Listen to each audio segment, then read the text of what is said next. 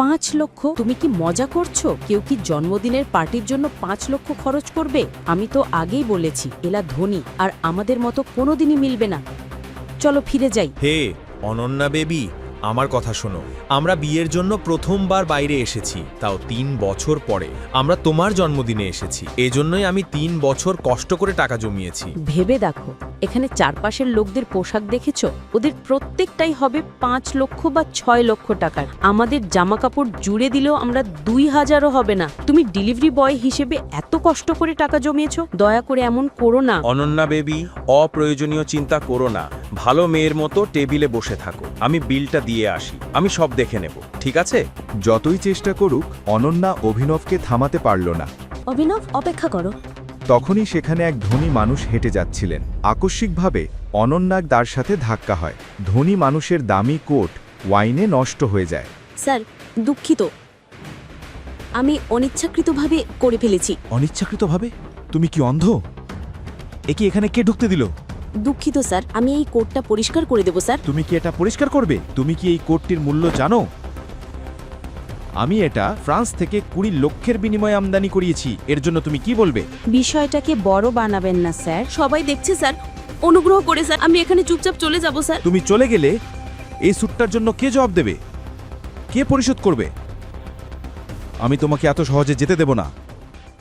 তোমাকে এর জন্য জবাবদিহি করতে হবে, না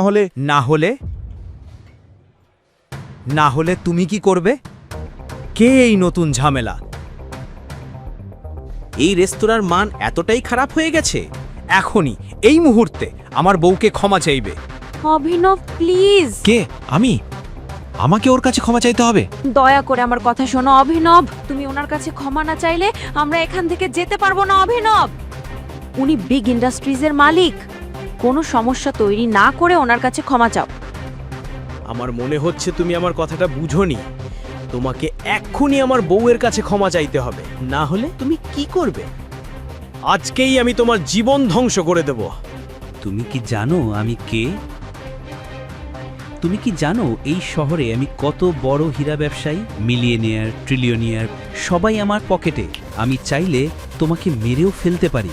আমি চাইলে এক চুটকিতেই আমি তোমার পুরো ব্যবসায় ধ্বংস করে দেব। দেখতে চাও?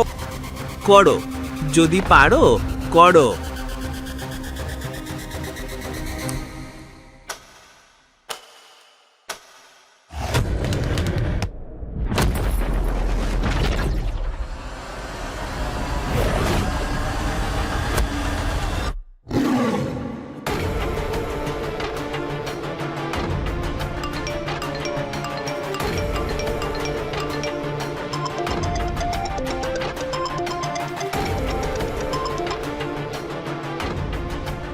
আমাদের কোম্পানির শেয়ার পড়ে যাচ্ছে। কি হয়েছে বাবা? তুমি একজন বড় লোকের সঙ্গে কথা বলছো। ও আমাদের সাম্রাজ্য উল্টে দিয়েছে। এখনই ওর কাছে ক্ষমা চাও, না হলে কাল থেকেই আমাদের রাস্তায় নামতেই হবে।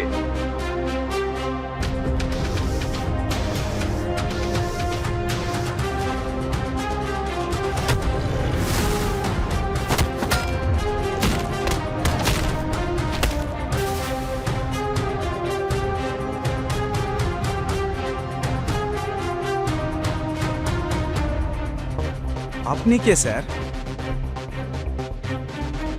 যদি অভিনব এত বড় লোক হন, তাহলে কেন তাকে সারাদিন রাত ডেলিভারি বয় হিসেবে কাজ করতে হয়?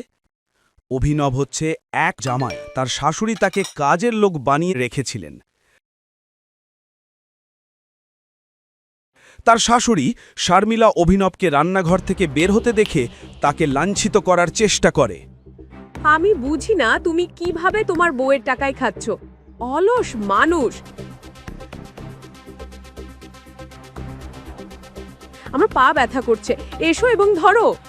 আমার একটা জরুরি কাজে যেতে হবে, আমি আবার ফিরবো। হাই, তুমি এমন আচরণ করছো যেন একে কোনো হোটেল মালিকের সাথে দেখা করতে যাচ্ছ। তুমি তো খাবার ডেলিভারি করতে যাচ্ছ। আমি তোমাকে সেই টাকা দেব। এসো এবং আমার পা ধরো। অনন্যা ভিতরে আসে। এই কি শোরগোল? তুমি কেন চিৎকার করছো? আমার কি একা চিৎকার করার জন্য মাথা ব্যথা হচ্ছে? তোমার স্বামী এই বাড়িতে আমার গলার কারণ। তোমার দাদু তাকে তোমার সঙ্গে বিয়ে দিয়ে তোমার জীবন নষ্ট করেছেন। বলি তো, তাকে এই ঘর থেকে তাড়িয়ে দাও। সে অনর্থক।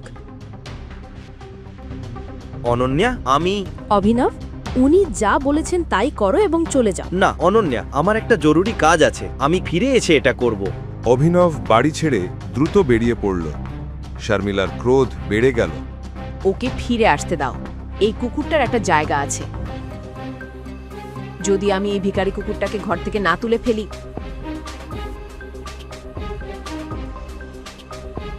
আমার নাম শর্মিলা নয়। অভিনব শর্মিলা তার শাশুড়িকে কিভাবে সামলাবেন? তিনি কি শাশুড়ির কাছ থেকে পালিয়ে গেলেন? এরপর কি হলো? সেই রাতে অভিনব চেন্নাই শহরের সবচেয়ে বড় হোটেল সাফেয়ারে এলো। হেই নিচু মানের, থামো। ঠিকানা বদলাতে এসেছো কি? কে তোমাকে ঢুকতে দিল? বেরিয়ে যাও।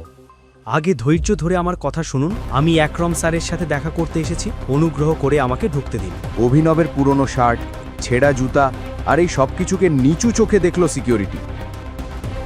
তুমি আকরাম স্যারের সাথে দেখা করতে এসেছো? তুমি তো বাথরুম ধোয়ার যোগ্যও নও। তোমাকে দেখলেই বোঝা যায়। বেরিয়ে যাও। স্যার, আমি একটা গুরুত্বপূর্ণ ব্যাপারে তাকে দেখতে এসেছি, অনুগ্রহ করে আমাকে ঢুকতে দিন। তাদের কথা না শুনে অভিনব জোর করে ঢোকার চেষ্টা করলো। সিকিউরিটি গার্ডরা তাকে টেনে বের করে দিল। সেই সময় তার এক্স গার্লফ্রেন্ড বৈভবী ও তার নতুন বয়ফ্রেন্ড দেবও সেখানে এলেন। সিকিউরিটি, তোমরা তো শুধু তার মতো ভিক্ষুকদেরই খাবার দাও, তাই না? আমার মনে হয় ও হয়তো ক্ষুধার্ত, কিছু অবশিষ্টাংশ থাকলে ওকে দিয়ে দাও। আকরামকে দেখতে পেতে অভিনব বৈভবীকে দেখে যতই রাগ করুক সবকিছু লুকাল। বিশ্বাস হচ্ছে না বেবি, এই ভিক্ষুক কি তোমার এক্স বয়ফ্রেন্ড? দেবের কথায় অভিনব রেগে গেল। অভিনব একটি পদক্ষেপ এগোলে হোটেলের প্রবেশদ্বারে একটি বিলাসবহুল গাড়িটা এসে থামল। গাড়ি থামতেই হোটেলের সব গার্ড লাইন ধরে দাঁড়ালো। বিক্রমন হোটেল মালিক বিলাসবহুল গাড়ি থেকে নামলেন। হোটেলে ঢোকার সময় বিক্রমন সেখানে জমায়েত দেখলেন। তিনি সিকিউরিটি গার্ডদের জিজ্ঞেস করলেন, লবিতে কি গোলমাল? স্যার, ও আপনাকে দেখতে চাইছিল, আমি এখনই সাফ করে দিচ্ছি স্যার। আমি কতবার বলেছি এভাবে লোক ঢুকতে দাও কি করে? তাকে ধরে বাইরে ফেলে দাও। আকরামের কথা শুনে সিকিউরিটি গার্ডরা যখন তাকে টেনে বের করছিল, অভিনবের হাতে থাকা আংটিটি আকরামের নজরে পড়ল। টাইগার, সিকিউরিটি, সিকিউরিটি, ওর হাত থেকে তোমরা হাত নামাও। এরপর যা ঘটনা ঘটল সবাইকে তাক লাগিয়ে দিল। আকরাম আংটিটা দেখে অভিনবের সামনে হাঁটু গেড়ে বসলেন। টাইগার, টাইগার, এটা কি তুমি? আমি তোমাকে ঠিকমতো চিনতে পারিনি টাইগার। শহরের সবচেয়ে বড় ব্যবসায়ী কারো এক জিনিসের জন্য অভিনবের পায়ে নত হলেন। অনুগ্রহ করে আমাকে ক্ষমা করে দাও টাইগার। অভিনবের আংটির পেছনে কি রহস্য, সেই রহস্য কি সকলের সামনে উন্মোচিত হবে? পরের দিন অভিনব অনন্যার অফিসে দুপুরের খাবার দিতে গেল। অফিসটি খুব ভিড়ভাড় ও উত্তেজিত ছিল। সেই সময় প্রবেশপথের টিভিতে ব্রেকিং নিউজ! সরকার টেন্ডার পাওয়ার পরও অর্থের অভাবের কারণে এখনো ব্যবসা শুরু না করা ভেদিকা ইন্ডাস্ট্রিজকে অভিযোগের মুখে পড়তে হয়েছে। যদি তারা 1-2 দিনের মধ্যে ব্যবসা শুরু না করে কোম্পানিটি দেউলিয়া হয়ে যাবে। এর কারণে কোম্পানিটি পরিচালনা করা ব্যবসায়ীরা গভীর সমস্যার মধ্যে পড়েছেন। ভাই, সংখ্যাগুলো ভালো দেখাচ্ছে না। যদি এভাবেই চলতে থাকে কোম্পানি দেউলিয়া হয়ে যাবে। আমাদের হাতে বেশি সময় নেই, আমরা বড় বিপদে আছি। চিরাগ, অনন্যার বন্ধু ও ব্যবসায়িক অংশীদার। অনন্যার দাদু হারদেব পাল সিংহের বুদ্ধিতে তিনি কোম্পানিটি তুলে নিয়েছিলেন।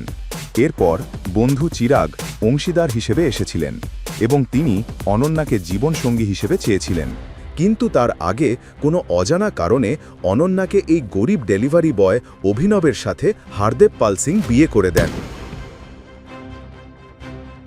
অনন্যা অনেক কষ্টে আছেন।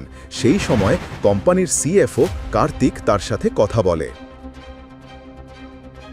অনন্যা, কোনো বিনিয়োগকারী আমাদের টেন্ডার ফাইনাল করতে সাহায্য করছে না, আর ব্যালেন্স শিটও ঠিক দেখাচ্ছে না। যদি এভাবেই চলে কেউ আমাদের কোম্পানিকে দেউলিয়া হওয়া থেকে আটকে পারবে না। কার্তিক, শুধু আমি জানি আমার দাদু এই কোম্পানি তৈরি করতে কতটা পরিশ্রম করেছেন। সেটা 1 মিনিটে কিভাবে ঘটে? তুমি কি কোম্পানিটা এভাবে ছেড়ে যেতে পারো? তুমি কি বলছো বোঝো? তুমি এভাবে ছেড়ে যেতে পারবে না। কেউ তো দয়া করে কিছু করো।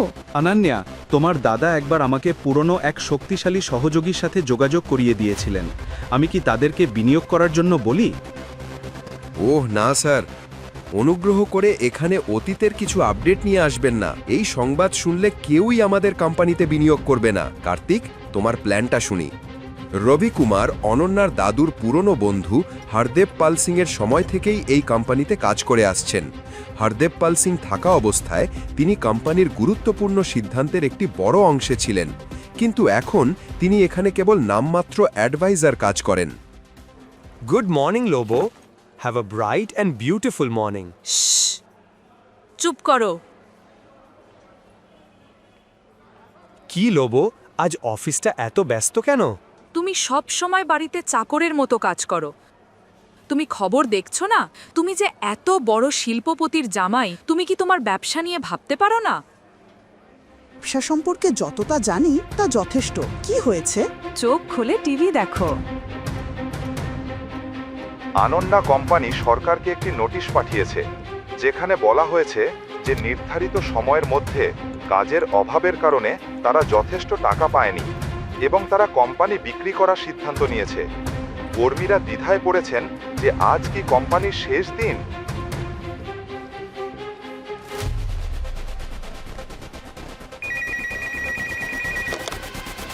হ্যাঁ ম্যাম, আমি এখনই আসছি। আমার কাছে ফাইল আছে, আমি নিয়ে এসে দিচ্ছি। Okay ma'am. লোবো, অনন্যা কোথায়? আমাকে কনফারেন্স রুমে ফাইলগুলো দিতে হবে অনন্যা ম্যামের কাছে। তুমি লাঞ্চ ব্যাগটা এখানেই রেখে দাও এবং চলে যাও।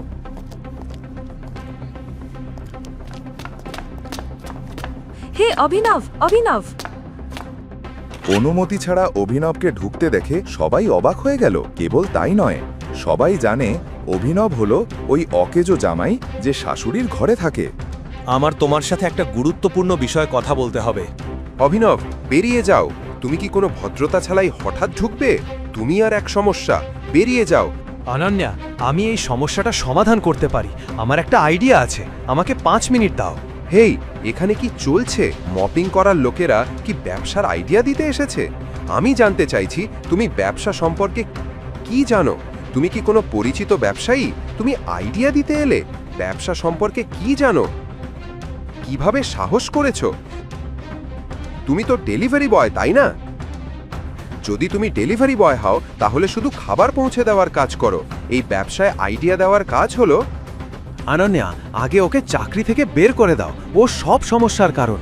তোমার সাহস কিভাবে হলো? তোমাকে এই অফিস গেটের ভিতরে ঢুকতে দেওয়াটা একটা ভুল ছিল। অনন্যা, আমাকে 5 মিনিট দাও।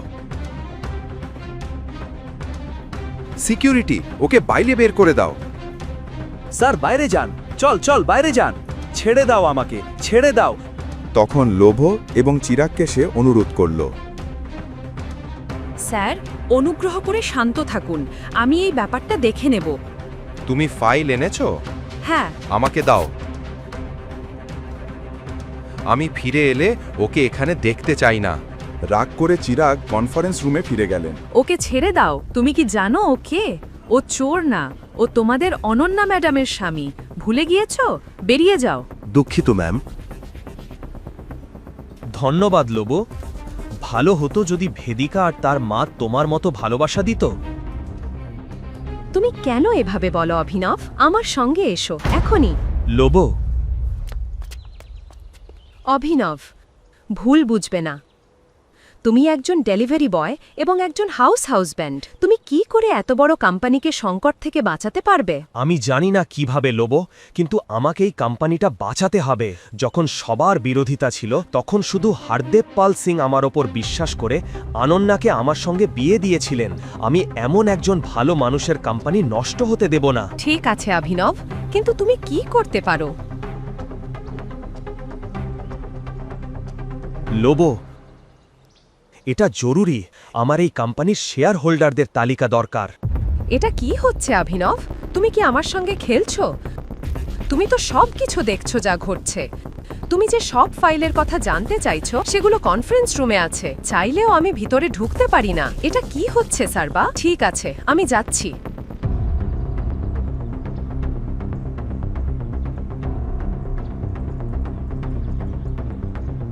অভিনব, আমি তোমার অনুভূতিগুলো বুঝতে পারছি, কিন্তু এই পরিস্থিতি আমাদের ক্ষমতার বাইরে। সাহায্য করার জন্য এখানে কেউ নেই। একজন আছেন, তিনি অবশ্যই তোমাকে সাহায্য করতে পারবেন। কে সেটি ম্যাডাম? রবি কুমার স্যার। তিনি আনান্নার দাদুর খুব কাছের ব্যক্তি। তিনি হরদেব পাল সিংহর খুব নিকটবর্তী। রবি কুমার একজন চেইন স্মোকার। তিনি প্রতি ঘন্টায় একবার বাইরে সিগারেট খেতে বের হন। তুমি এখানে অপেক্ষা করলে তুমি তার সাথে কথা বলে তাকে বোঝাতে পারবে। আমি খুব নিশ্চিত। দেরি হচ্ছে অভিনব, আমি এখনই যাচ্ছি।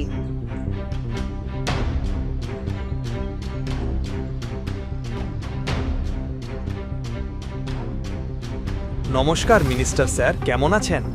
অভিনব স্যার, তুমি আমাকে ফোন করেছো? তোমার ফোনের জন্য আমি কৃতজ্ঞ। স্যার, এটা কিছু না, আপনি দয়ালু। আমি আপনার কাছ থেকে একটা ছোট উপকার চাইছি। আপনি আমাকে সাহায্য করবেন? তুমি কি করতে বলবে বলো। কিভাবে একজন দরিদ্র ডেলিভারি বয় অভিনব এমন একজন মন্ত্রীর সঙ্গে পরিচিত? কিভাবে মন্ত্রী অভিনবকে জানেন? তিনি কিভাবে একটি পরিচিত ব্যক্তির মতো কথা বলছেন? বড় ব্যাপার নয় স্যার, আপনি এটা সহজেই করতে পারবেন। মন্ত্রী সাহেব, আমি আপনাকে 10 মিনিটে কল দেব। ধন্যবাদ। Ravi Kumar sir, India's number 1 private company ইগন প্রাইভেট লিমিটেড। যদি তারা আনন্না ইন্ডাস্ট্রিজে বিনিয়োগ করে তাহলে কেমন হবে? কি? IGNOU private limited? স্বপ্ন দেখিও না অভিনব। তারা আমাদের কোনো সম্মান দেয় না। স্যার, হয়তো আপনি পারবেন না, কিন্তু আমি পারব। এটা দেখুন। অভিনব রবি কুমারকে একটি সহজ কথা বলল। রবি কুমার শুনে হতবাক হলেন। রবি কুমার তৎক্ষণাৎ অভিনবকে কনফারেন্স রুমে নিয়ে গেলেন।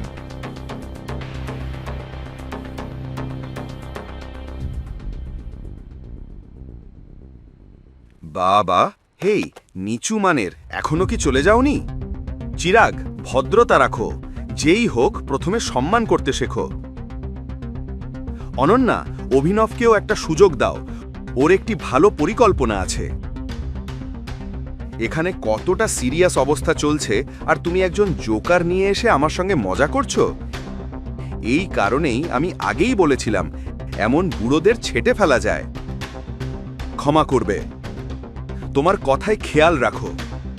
আমার এই কোম্পানিতে অভিজ্ঞতা তোমার বয়সের চেয়েও বেশি। অনন্যা, আমি যা শুনেছি, অভিনব বলেছে তার একটি ভ্যালিড প্ল্যান আছে। হ্যাঁ, তোমার মতো করে সব করতে পারবে না। দুজনের মধ্যে তর্ক চলছিল।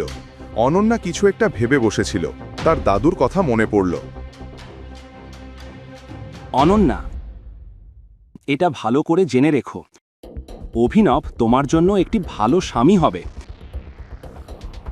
যদি তুমি বা আমাদের কোম্পানি কোনো সমস্যায় পড়ে, অভিনব সেটি সমাধান করে আমাদের রক্ষা করবে। অনন্যা তর্ক দেখে রেগে গেলেন।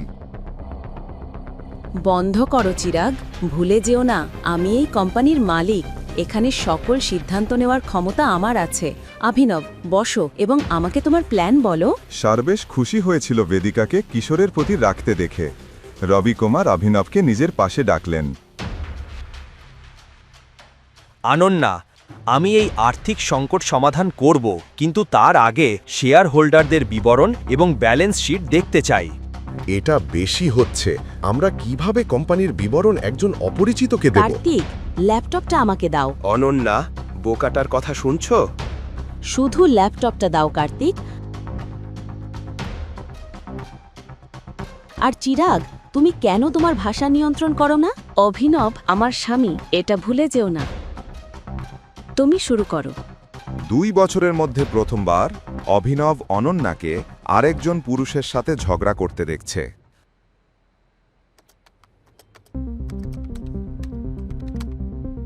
অনন্যা, আমি এই স্টেটমেন্টগুলোতে অনেক অনিয়ম দেখতে পাচ্ছি। আমি দেখতে পাচ্ছি আমাদের বিনিয়োগকারীরা ছেড়ে যাওয়ার প্যাটার্ন। শুধু তাই নয়, আমার ব্যালেন্স শিটে লেনদেন নিয়ে সন্দেহ আছে। হেই, বাজে কথা বলো না। এটা বলো, তুমি কিভাবে কোম্পানি বাঁচাতে যাচ্ছ? এই শেয়ার হোল্ডারদের কিভাবে নিয়ন্ত্রণ করতে যাচ্ছ? অনন্যা, আমি চাই কোম্পানির শেয়ারগুলো পুনঃক্রয় করতে। চমৎকার আইডিয়া। তুমি কি ভাবছো অভিনব? তুমি কি ভেবেছিলে আমরা এগুলো নিয়ে আলোচনা করব না? অভিনব, আমাদের কাছে একটা ফান্ড কোথা থেকে হবে? আমাকে একটা কল করতে দাও।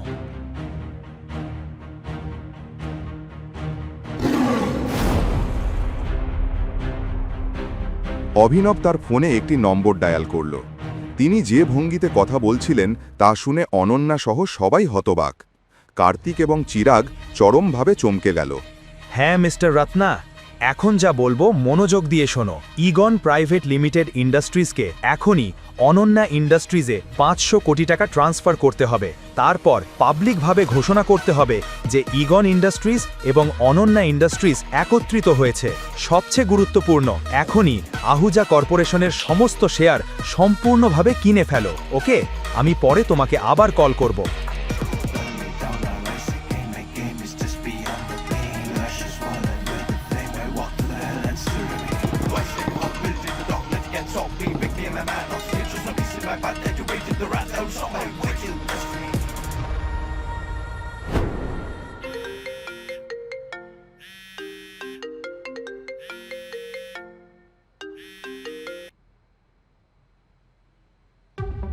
হ্যালো,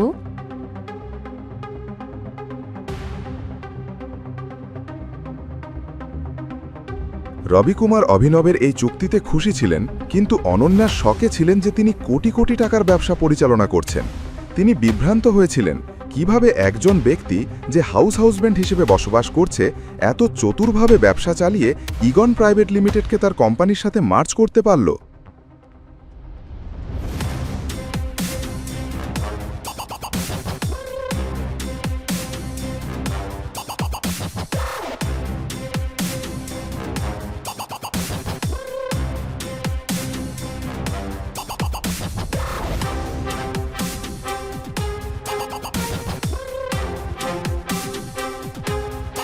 অভিনব, তুমি কে? অভিনব অনন্যাকে হাসি নিয়ে দেখল, কিন্তু ওর কাছ থেকে কোনো উত্তর পেল না। দরিদ্র ডেলিভারি বয় সার্বেশ কিভাবে সে দেউলিয়া অনন্যা ইন্ডাস্ট্রিজকে 500 কোটি টাকা বিনিয়োগে সাহায্য করল। একজন মানুষ যিনি পরিবারের জামাই হিসেবে দাসের মতো কিভাবে ভারতের সবচেয়ে বড় কোম্পানিকে ভেদিকা ইন্ডাস্ট্রিজের সঙ্গে মার্জ করালেন। কার্তিক এবং কিশোর কি ভেদিকা ইন্ডাস্ট্রিজকে সরকারি টেন্ডার কাজ চালাতে না পারার কারণ? মন্ত্রী আর সার্বেশের ঘনিষ্ঠতার পেছনে কি রহস্য আছে? অভিনব অনন্যার প্রশ্নের উত্তর দেওয়ার আগেই তার চোখ খুলে গেল এবং সে দেখল সে তার নিজের বাড়িতে আছে। সবটাই ছিল একটা স্বপ্ন, কিন্তু অভিনব সেটা বিশ্বাস করতে পারছিল না।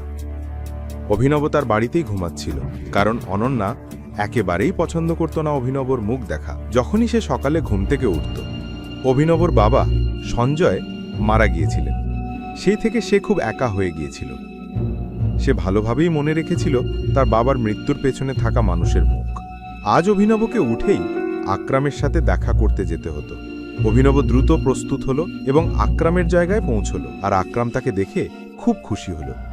আর সে বলল, শেষ পর্যন্ত আমরা তোমাকে খুঁজে পেয়েছি টাইগার। টাইগার, গত 18 বছর ধরে আমি তোমাকে খুঁজছিলাম। তুমি আমাদের টাইগার, এই বহু বিলিয়ন ডলারের বিজনেস এম্পায়ারের উত্তরাধিকারী, যা আমরা 3 বন্ধু মিলে তৈরি করেছি। আমি, তোমার বাবা সঞ্জয় আর রানা অগ্নিহোত্রী। আকরাম দেওয়ালে ঝোলানো একটা ছবির দিকে ইশারা করল, যেখানে সঞ্জয়, আকরাম আর রানা ছিল। 3 জনই সেখানে উপস্থিত ছিল। রানা অভিনবকে দেখে হতবাক হয়ে গেল। সেই দিনের দৃশ্য আবার তার চোখের সামনে ভেসে উঠল। যে লোকটি সেই রাতে অভিনবর বাবাকে গুলি করেছিল, যে আক্রমণের পরিকল্পনা করেছিল, সেই রানা। বন্ধু হয়েও রানা অভিনবর বাবাকে বিশ্বাসঘাতকতা করেছিল। অভিনবর চোখ রাগে লাল হয়ে উঠল। এটা দেখে আকরাম জিজ্ঞেস করল, কি হয়েছে? তুমি এত রেগে আছো কেন? না, আমি ঠিক আছি। তুমি তো আমার সাথে কিছু কথা বলতে চেয়েছিলে, তাই না? আকরাম উত্তর দিল, হ্যাঁ, আমি আমাদের কোম্পানি দ্য মাফিয়া কিং সম্পর্কে তোমাকে একটু বলতে যাচ্ছিলাম। আমরা 3 জন মিলে দ্য মাফিয়া কিং শুরু করেছিলাম, যার নাম শুনলেই দেশের রাজনীতিবিদ, সেলিব্রিটি আর সবচেয়ে বড় বড় মানুষ পর্যন্ত কেঁপে উঠত। কিন্তু তোমার বাবা চলে যাওয়ার পর সব ভেঙে পড়ল। এই সময় আমরা কিছু শত্রুও তৈরি করলাম। তারা এখন আর নেই। তাদের মধ্যে একজন হলো দিগপাল চিঙ্গাওয়া। সে বহু বছর ধরে তোমাকে খুঁজছে, সে তোমাকে হত্যা করতে চায় এবং আমাদের অস্তিত্ব মুছে দিতে চায়। বর্তমানে রানার ছেলে মান্টি দ্য মাফিয়া কিংয়ের সব কাজ সামলাচ্ছে, কিন্তু এখন থেকে কিছু কোম্পানির সিদ্ধান্ত তোমার হাতে থাকবে। তোমার দায়িত্ব তোমার বাবার কাজকে এগিয়ে নিয়ে যাওয়া, টাইগার। এটা শুনে অভিনব অবাক হয়ে গেল। আগের দিন পর্যন্ত তার পকেটে 100 টাকা পর্যন্ত ছিল না, আর আজ হঠাৎই সে হাজার হাজার কোটি টাকার কোম্পানির মালিক হয়ে গেল। এরপর অভিনব তার কাজে ফিরে গেল। সেখানে গিয়ে তার বস তাকে বকাঝকা করল, কারণ অভিনব আগের দিন আজে আসেনি। এর ফলে তার বসের অনেক ক্ষতি হয়েছিল। এমনকি পরিস্থিতি এমন হলো যে তার বস তাকে চাকরি থেকে বরখাস্ত করে দিল। তখন অভিনব তার বসকে বলল, ঠিক আছে, আমি চলে যাচ্ছি, কিন্তু দয়া করে এই মাসে আমি যতটুকু কাজ করেছি তার টাকা দিয়ে দিন। তোমার কারণে আমরা ক্ষতির মুখে পড়েছি। তোমার পুরো বেতন ব্যবহার করলেও ক্ষতিপূরণ হবে না। ঈশ্বরকে ধন্যবাদ, আমি সেটা চাইছি না। এখন এখান থেকে বের হয়ে যাও। কি বলছেন আপনি? আমি পুরো 1 মাস কাজ করেছি। আমি একদিন কাজে না আসলেই আপনি 25,000 টাকার ক্ষতি করলেন।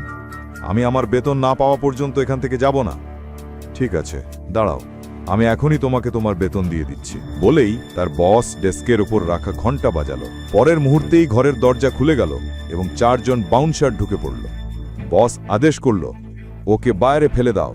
এটা শোনার সাথে সাথে 4 জন মিলে অভিনবের ওপর ঝাঁপিয়ে পড়ল, কিন্তু তারা আক্রমণ করার আগেই অভিনব সবাইকে মাটিতে ফেলে দিল। অল্প সময় বসের সব লোক শেষ হয়ে গেল। বস হতবাক হয়ে গেল। অভিনব এবার সরাসরি বসের কাছে গিয়ে বলল, শান্ত গলায় বলল, শান্তভাবে আমার বেতন দিয়ে দিন। ভয়ে কাঁপতে কাঁপতে বস ড্রয়ার খুলে একটি চেক বের করল। টাকা লিখে অভিনবের হাতে তুলে দিল।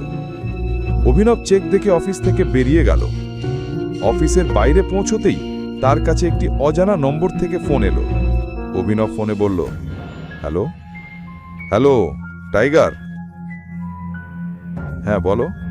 টাইগার, আমি তোমাকে কারো সাথে পরিচয় করাতে চাই। উনি আমাদের মাফিয়া বস। দুনিয়ায় তিনি খুব বড় নাম, আর উনি তোমার বাবার এবং আমার সবচেয়ে ঘনিষ্ঠ বন্ধু বলরাজ। আমি চাই বলরাজ জানুক যে টাইগার ফিরে এসেছে। তাই আজ সন্ধ্যায় হোটেল সেফায়ারে ডিনারে চলে এসো। আমি তোমাকে সব বলবো। আমি ঠিকানা পাঠিয়ে দিচ্ছি। আকরামের মুখ থেকে বলরাজের নাম শুনে অভিনব অবাক হয়ে গেল। বলরাজের নাম সে আগে শুনেছিল। এই শহরের প্রতিটি মানুষ বলরাজকে চিনত, আর তার নাম শুনলেই কেঁপে উঠত। অভিনব তাকে দেখা নিয়ে চিন্তিত হয়ে পড়ল। যে বলরাজকে সে ভয় পেত, সেই মানুষটাই এবার তার বস হতে চলেছে। তুমি কি সত্যিই মনে করো আমার বলরাজজির সাথে দেখা করা উচিত? এখন অভিনব আকরামকে এটা জিজ্ঞেস করল। সে এখনো বলরাজ নামটা শুনে কাঁপছিল। আকরামও তার ঘাবড়ানি বুঝে গিয়েছিল। তখন সে হেসে বলল, বলরাজজি নয়, শুধু বলরাজ। তুমি টাইগার, আর জঙ্গলের সব জন্তু টাইগারের নামের সাথে জি লাগায়, কিন্তু টাইগার কারোর নামের সাথে জি লাগায় না। চলো, দেখা হবে সন্ধ্যায়। এতটুকু বলে আকরাম ফোনটা রেখে দিল, আর মুহূর্তের মধ্যেই অভিনবকে ঠিকানা পাঠিয়ে দিল। সন্ধ্যায় অভিনব হোটেল স্যাফায়ারে যাওয়ার জন্য তৈরি হতে শুরু করল। সে সাদা রঙের শার্ট আর কালো প্যান্ট পরে নিল। অভিনবের কাছে পড়ার মতো এর থেকে ভালো আর কিছু ছিল না। সে নিজের বাড়ি থেকে একটা ক্যাব নিল আর সোজা হোটেল স্যাফায়ারে পৌঁছে গেল। যখন সে হোটেলটাকে বাইরে থেকে দেখল, তখন সে চেয়ে থাকল। এত বড় হোটেল সে আগে এত কাছে থেকে কখনো দেখেনি। আকরাম তাকে ভেতরে আসতে ইশারা করল। অভিনব আকরামের পেছনে হাঁটছিল। তার মনে হচ্ছিল বলরাজও তার ভারী পায়ের আওয়াজ নিয়ে পেছনে আসছে। কিছুক্ষণ পর তারা হোটেলের এক বিলাসবহুল ঘরের বাইরে এসে দাঁড়ালো। ভেতরে ঢোকার আগে এক চিফ সিকিউরিটি অফিসার তাদের কাছে এলো আর জিজ্ঞেস করল, welcome boss, can I get you something? Akram উত্তর দিল, হ্যাঁ, আমাদের কাছে কোন কোন লিকান আছে তার একটা লিস্ট পাঠিয়ে দাও। চিফ সিকিউরিটি অফিসার হেসে বলল, স্যার, যদি আপনি না চান তবে আমি সব নামই মুখস্থ বলে দিতে পারি। আমাদের কাছে স্কচ আছে, যেটার দাম 5 লাখ, ভোটকা 8 লাখ, উইস্কি 10 লাখ, আর জিন 12 লাখ। সব দাম শুনে অভিনব হতবম্ব হয়ে গেল। আকরাম বলে উঠল, আজ আমাদের এখানে খুব বিশেষ অতিথি এসেছেন, তাই সবচেয়ে দামি যেটা আছে সেটাই নিয়ে এসো, আর সঙ্গে বাকি সবও নিয়ে এসো। চিফ সিকিউরিটি অফিসার মাথা নেড়ে বলল, আন্ডারস্টুড স্যার। তারপর সে সেখান থেকে চলে গেল। এদিকে আকরাম বলরাজকে উদ্দেশ্য করে বলল, আমি তোমাকে এখানে একটা খুব জরুরি খবর দেওয়ার জন্য ডেকেছি। আমরা সঞ্জয়ের ছেলে টাইগারকে খুঁজে পেয়েছি, কিন্তু সে এখনও আন্ডার কভার আছে, তাই তোমার সাথে বাইরে মেলাতে পারিনি। আকরাম এতটা বলতেই দুইজন চিফ সিকিউরিটি অফিসার ভেতরে এসে ওয়াইন আর অন্যান্য জিনিস টেবিলে রাখল। চিফ সিকিউরিটি অফিসার জিজ্ঞেস করল, এনিথিং এলস স্যার? আকরাম মাথা নেড়ে বলল, না। তারপর তাদের চলে যেতে ইশারা করল। দুজন অফিসার সেখান থেকে বেরিয়ে গেল। এদিকে বলরাজ বোতলটা তুলে নিজের গ্লাসে ঢালতে শুরু করল। বোতলটা নামিয়ে রেখে একবার অভিনবের দিকে তাকালো আর বলল, তাহলে এটাই আমাদের টাইগার? বলরাজ বলল আর গ্লাস ঠোঁটে লাগালো। গ্লাসের ভেতর থেকে তীক্ষ্ণ দৃষ্টিতে অভিনবকে দেখছিল। একরম বলল, হ্যাঁ, এটাই আমাদের টাইগার। আমি চাইছিলাম সে আমাদের টিমের বড় বড় সদস্যদের সাথে দেখা করুক। একবার সবাইকে দেখার পর যেভাবে এগোনো দরকার সেইভাবে আমাদের টিমকে টাইগারই লিড করবে। বলরাজ হেসে বলল, সো একরম, কিন্তু আমার একটু হাসি পাচ্ছে। মাফ করো বন্ধু, তবে সব কথা তুমিই বলছো। আমাদের টাইগার কি গঙ্গা নাকি? একরম তৎক্ষণাৎ বলল, তোমার টাইগারকে নিয়ে এভাবে কথা বলা উচিত নয়। এটা শুনে অভিনব হেসে ফেলল। অভিনব হেসে বলল, আমাকে তোমার কথা বলা ভালো লেগেছে। তুমি বস হতে পারো, কিন্তু ভুলে যেও না তুমি কার সামনে বসে আছো। আমি টাইগার, আর আমি বোবা নই। আমি এসেছি আমার গদি নিতে। শুধু একরমের প্রশংসায় কাজ চলবে না বন্ধু। আমি আশা করিনি তুমি এভাবে বলবে। তুমি বলছো প্রমাণ দিতে হবে। ঠিক আছে, আমি তোমাকে চ্যালেঞ্জ দিচ্ছি। এটা শুনে একরমের কান খাড়া হয়ে গেল। সে জানতো বলরাজ এবার কি করবে। বলরাজ কঠিন স্বরে বলল, যদি হারো তবে ভুলে যেও তুমি টাইগার। আমাদের কাছ থেকে কিছু টাকা নিয়ে গুরগাঁও থেকে যত দূরে সম্ভব গিয়ে সেটেল হয়ে যেও। একরম ঘাবড়ে গিয়ে বলল, না বলরাজ, এটা ঠিক হচ্ছে না। বলরাজ উত্তর পাওয়ার জন্য অভিনবের দিকে তাকালো। একরম অভিনবের দিকে তাকিয়ে মাথা নেড়ে দিল। অভিনব এবার একরমের দিক থেকে চোখ সরিয়ে বলরাজের দিকে তাকালো। নিজের গ্লাস তুলে নিল, এক নিঃশ্বাসে সব মদ গিলে ফেলল আর জোরে টেমলে গ্লাস ছুঁড়ে মারল। অভিনব গর্জে উঠল, কবে হবে লড়াই? এটা শুনে বলরাজের মুখে হাসি ফুটল। একরমে তো তখনই মাথা ঘুরে গেল। না টাইগার, হোল্ড হোল্ড, তোমাকে কিছু প্রমাণ করার দরকার নেই। আকরাম বলল অভিনবকে। সে কোনোভাবেই অভিনবকে সমস্যায় ফেলতে চাইছিল না। আকরাম, আমি যা করছি নিজের ইচ্ছেতে করছি। বলরাজ আজ আমার সামনে যা বলছে, আমি চাই না আগামীতে কোনো যে সে আমার পেছনে বাজে কথা বলুক। শান্ত স্বরে উত্তর দিল অভিনব আর সরাসরি বলরাজের চোখের দিকে তাকালো। যখন আকরাম অভিনবর চোখে সেই দৃঢ় ভঙ্গি দেখল, তখন সে গভীর একটা শ্বাস নিল আর সব ছেড়ে দিল উপরের ভরসায়। প্রায় 1 ঘন্টা পরে বলরাজ অভিনব আর আকরামকে নিয়ে তার প্রাইভেট অ্যারেনায় এলো। এটাই সেই জায়গা যেখানে বলরাজ প্রায়ই লড়াই করত। তো আকরাম মিয়া, কার উপর বাজি ধরবে?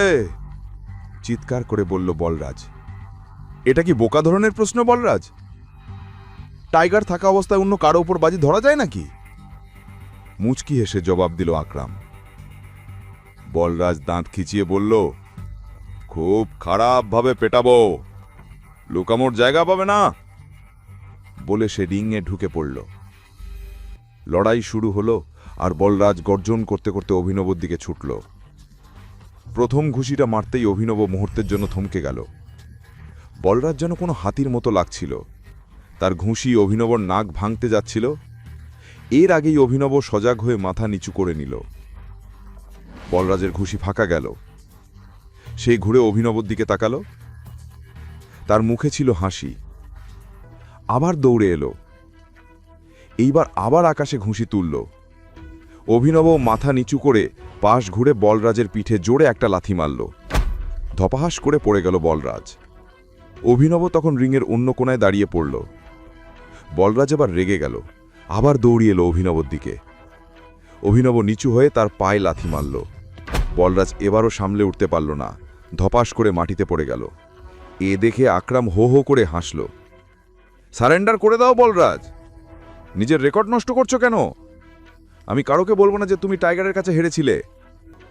রাগে বলরাজ মাটিতে ঘুষি মারল আর ঝটকা দিয়ে উঠে দাঁড়ালো। এরপর সে একের পর এক ঘুষি ছুঁড়তে শুরু করলো অভিনবের দিকে। অভিনব নিজেকে বাঁচাতে থাকল। শেষে ঠিক যখন বলরাজের ঘুষি অভিনবের মুখে পড়তে যাচ্ছিল, অভিনব সেটা ধরে ফেলল আর সজোরে বলরাজের পেটে এক ঘুষি বসিয়ে দিল। বলরাজ ব্যথায় কুঁজো হয়ে গেল। এতেই অভিনব পিছন থেকে তার কোমর চেপে ধরল আর তাকে আকাশে তুলে ফেলল। এ দৃশ্য দেখে আকরামের মুখ হাঁ হয়ে গেল।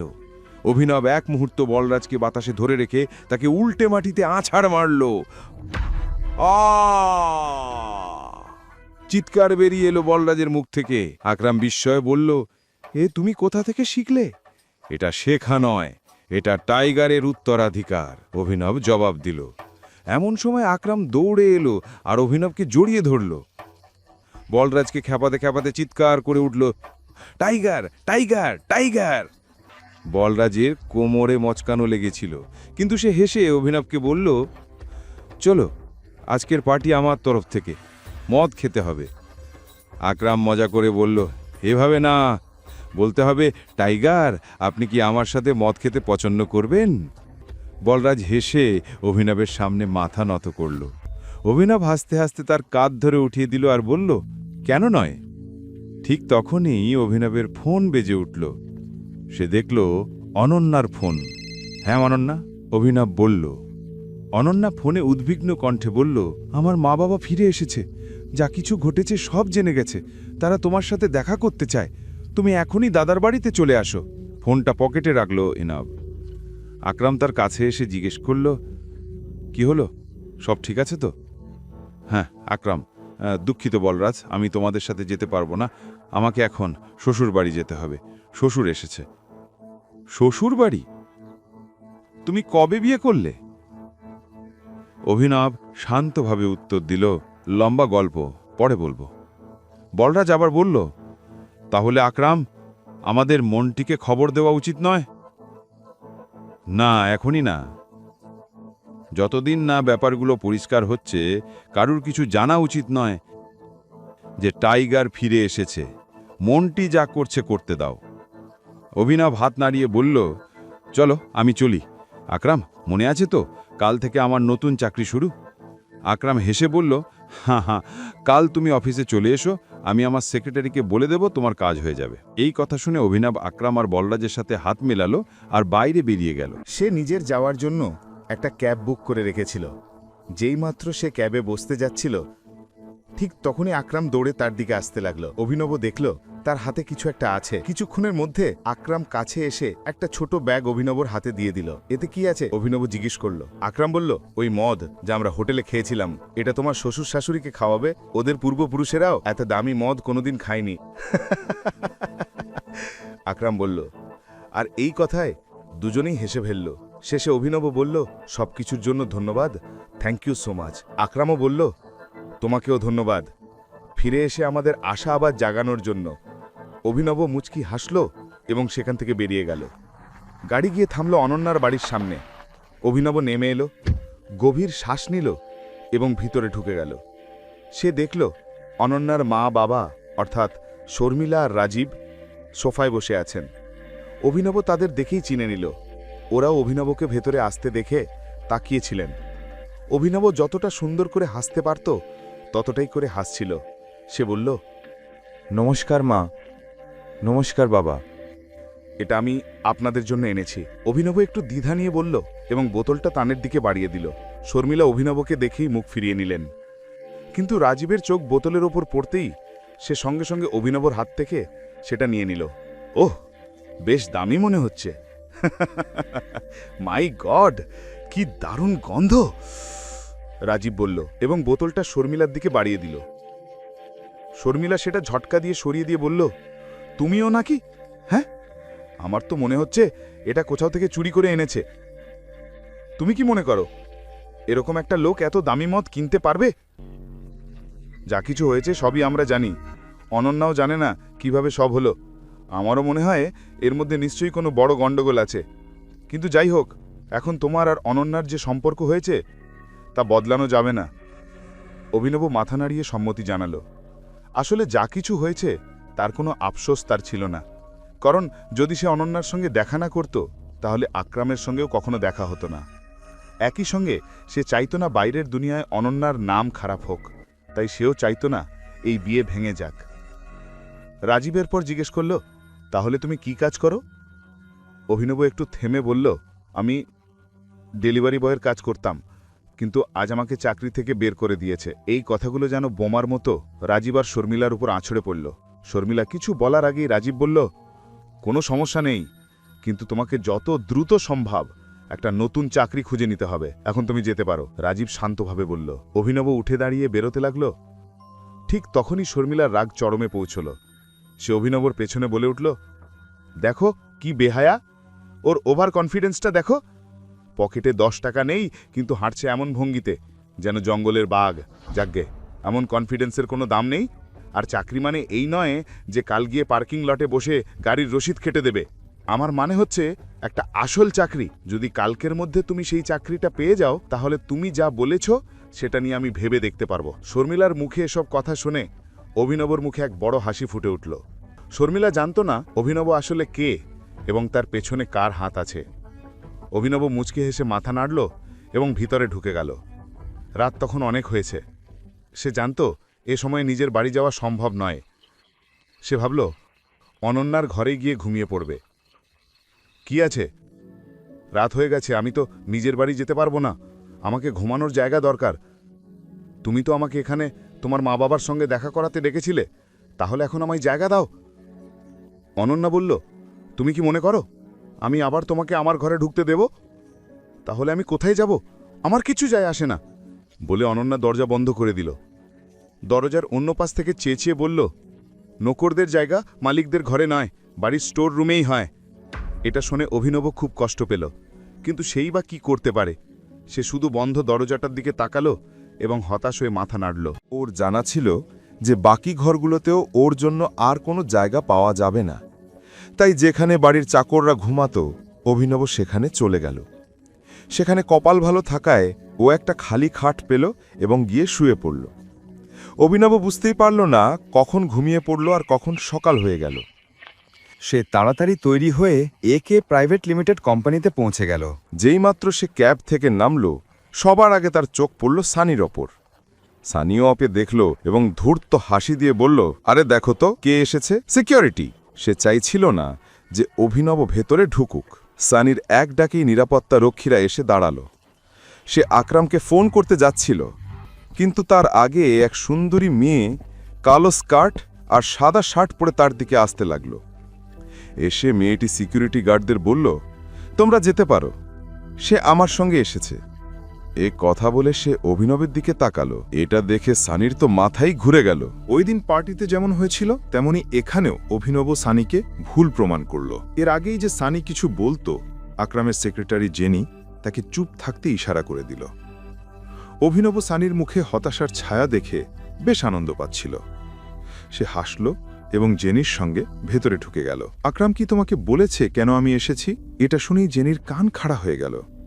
একজন যে এখানে চাকরির জন্য এসেছে, সে আবার আকরামকে নাম ধরে ডাকছে। এটা অদ্ভুত লাগলো জেনির কাছে। সে কোনো উত্তর দিল না। নিজের অফিসের দরজা খুলে ভেতরে ঢুকল। অভিনব তার পেছন পেছন গিয়ে বলল, তুমি আমার প্রশ্নের উত্তর দাওনি। সরি, জেনি বলল। যেভাবে সে সরি বলল, অভিনব বুঝে গেল যে মেয়েটি তাকে পছন্দ করে না। এমন সময় জেনি টেবিলে রাখা একটা কাগজ তুলে অভিনবর হাতে দিল। অভিনব কাগজটা নিয়ে পড়তে শুরু করল। ওই কাগজে অভিনব কোন কোন চাকরি করতে পারে সেগুলোর নাম লেখা ছিল। তালিকায় কিছু চাকরির পাশে তারা চিহ্ন দেওয়া ছিল। সে জেনির দিকে তাকিয়ে বলল, এখানে তারা চিহ্ন কেন আছে?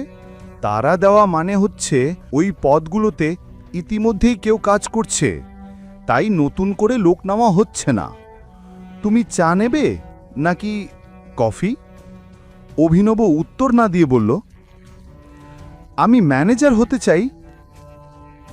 জেনি অবাক হয়ে বলল, কিন্তু ম্যানেজারের পোস্টেও তো তারা দেওয়া আছে। যেখানে আগে থেকেই কেউ বসে আছে সেখানে তুমি কিভাবে বসবে? তুমি কি বলতে চাইছো ওই কর্মীকে বরখাস্ত করতে? অভিনব বলল, আমি তো তা বলিনি। আমি শুধু জানি তুমি আমাকে লিস্ট দিয়েছিলে, আমি সেখান থেকে নিজের পছন্দের পদ বেছে নিয়েছি। এবার সামনে কি করতে হবে সেটা তুমি দেখো। জেনি বলল, ঠিক আছে মিস্টার অভিনব, তাহলে এখন তোমার সম্পর্কে কিছু তথ্য আমার দরকার হবে, আর তোমার অফিস কাল থেকে শুরু হয়ে যাবে। অভিনব মাথা নাড়ল এবং সেখান থেকে বেরিয়ে গেল। সানি এখনও বুঝতে পারছিল না যে আসলে অভিনব ওখানে কি কাজ করতে এসেছিল। এদিকে অভিনব ভাবল, কাল থেকে চাকরিতে যেতে হলে তার নতুন কাপড়ের দরকার হবে। কাপড়ের সঙ্গে সঙ্গে ফোনটাও বদলাতে হবে। আকরাম দেওয়া চেকটা তার পকেটেই ছিল। অভিনব সেটি দিয়ে টাকা তুলতে ব্যাংকে গেল। সেখানে তার দেখা হয়ে গেল প্রণবের সঙ্গে। প্রণব তাদের মধ্যে একজন ছিল যে অভিনবের দারিদ্র্য নিয়ে ঠাট্টা করত। অভিনবকে ব্যাংকে ঢুকতে দেখে সে বলল, আরে বাহ, দেখো তো কে এসছে। প্রণব নিজে একজন ব্যাংকার ছিল। সে যদিও কোটিপতি ছিল না, তবে ভালোই টাকা পয়সা ছিল তার কাছে। দেখতেও সে যথেষ্ট স্মার্ট ছিল। সে অভিনবকে চিনত, কারণ অভিনব প্রায়ই ডেলিভারির কাজে এই ব্যাংকে আসত। যদিও চেহারায় অভিনবের কাছে সে কিছুই না, তবুও দুজনের মধ্যে একটাই পার্থক্য ছিল, টাকার। অভিনব বলল, আমাকে কিছু টাকা তুলতে হবে। সে চেকটা প্রণবকে দেখাতে লাগল। প্রণব না দেখেই বলল, তুমি জানো তো চেক দিয়ে শুধু বড় অঙ্কের টাকা তোলা যায়। এটা এত বড় অঙ্ক যে কাউন্টার থেকে তোলা সম্ভব নয়, তাই আমি ম্যানেজারের সঙ্গে দেখা করতে চাই। এটা শুনে প্রণব জোরে জোরে হেসে উঠল আর বলল, এর দরকার নেই, তুমি তোমার চেকটা দেখাও। অভিনব রেগে গিয়ে চেকটা প্রণবকে দেখালো। প্রণব না দেখেই সবার সামনে সেই চেক ছিঁড়ে ফেলল। অভিনব চিৎকার করে উঠল, তোমার মাথা খারাপ নাকি? সিকিউরিটি এসে ওকে টেনে বাইরে বের করে দিল। প্রণব বলল, এ লোক ভুয়া চেক নিয়ে এসে ব্যাংক কর্মীদের বোকা বানায়। এখন পুলিশ ডেকে তোমাকে ভেতরে ঢুকিয়ে দেব। এখন অভিনব তার ছেঁড়া চেকের টুকরোগুলো মুঠোয় ভরে রাগে মুঠো শক্ত করে ফেলল। এতেই সিকিউরিটি গার্ডরা এসে তাকে চারদিক থেকে ঘিরে ফেলল। ছাড়ো আমাকে, ছেড়ে দাও। অভিনব গার্ডদের হাত থেকে নিজেকে ছাড়ানোর চেষ্টা করতে লাগলো, কিন্তু তারা কিছুতেই তাকে ছাড়ছিল না। এখানে কি হচ্ছে? এই আওয়াজ আর কারো নয়, বরং বলরাজের ছিল। সে দূর থেকেই অভিনবকে চিনে ফেলেছিল। বলরাজকে দেখেই অভিনবর বুকির ভেতর স্বস্তি ফিরে এলো। এখন আর কেউ তার কিছুই করতে পারবে না। প্রণব বলরাজের দিকে তাকিয়ে বলল, সরি স্যার, আমি জানতাম না আপনি হঠাৎ এখানে চলে আসবেন। আমি তো শুধু এই লোকটাকে জালিয়াতি করতে বাধা দিচ্ছিলাম। বলরাজ অভিনবকে ওপর থেকে নিচে পর্যন্ত একবার ভালো করে দেখে গার্ডদের দিকে তাকিয়ে বলল, ছেড়ে দাও তাকে। এ কথা বলে সে ম্যানেজারের কেবিনের দিকে এগোলো এবং অভিনবকেও সঙ্গে আসার ইশারা করল।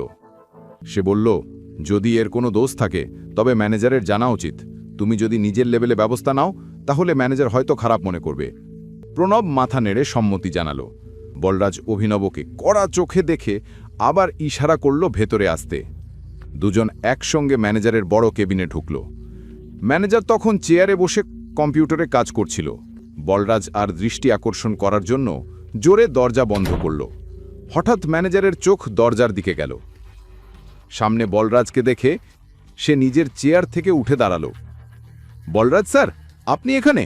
আমায় ডাক দিলেই তো আমি চলে আসতাম। বলরাজ তীক্ষ্ণ দৃষ্টিতে তাকিয়ে বলল, আসলে আমি অন্য কাজে এসেছিলাম, কিন্তু বাইরে যে কাণ্ড দেখলাম, আগে সেটা নিয়েই তোমার সঙ্গে কথা বলা দরকার মনে হলো। তুমি জানো, এ সাহেবকে? ম্যানেজার অভিনবের দিকে তাকালো। তার চোখ অভিনবের হাত হয়ে আঙুলের আংটিতে থেমে গেল। আংটির ওপর খোদাই করা সেই চিহ্ন দেখে তার মুখ হাঁ হয়ে গেল। বাবা, বাপ রে বাপ, এ তো টাইগার। এ আবার কে? অবাক হয়ে অভিনব বলল, এ ওই দলের অংশ, আর তুমি সেই দলের ক্যাপ্টেন টাইগার। এর আগে যে অভিনব কিছু বলতে পারে?